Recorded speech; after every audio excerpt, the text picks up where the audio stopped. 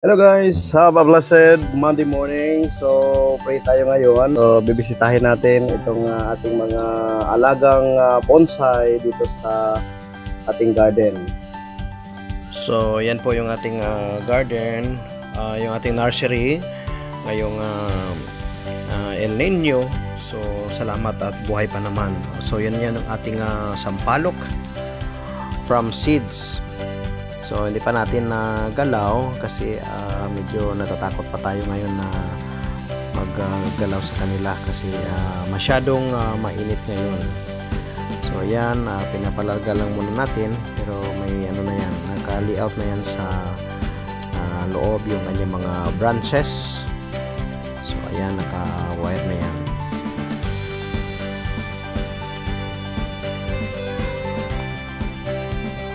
So ayan po yung ating tugas. So multiple multiple trunk. Ayan. So malapit na pong matapos. At saka yan yung ating mga bagong linis na mga hibiscus.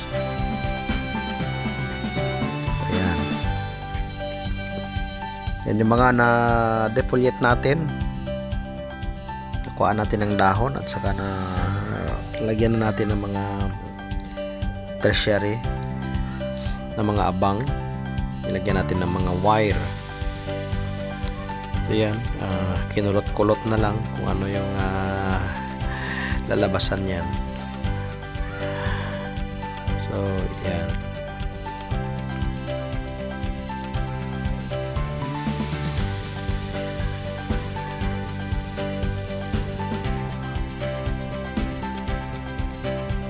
So yan yung aking mga hibiscus.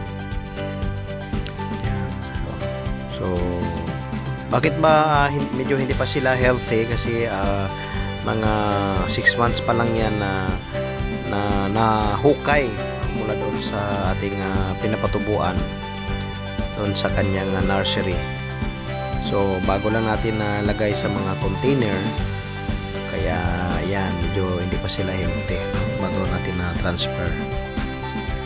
So yan, mga hibiscus yan lahat dito sa gilid, hibiscus yan lahat. Yan.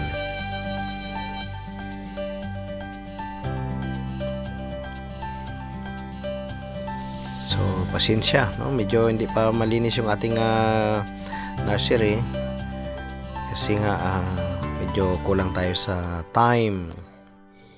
So that's all guys. Thank you for watching.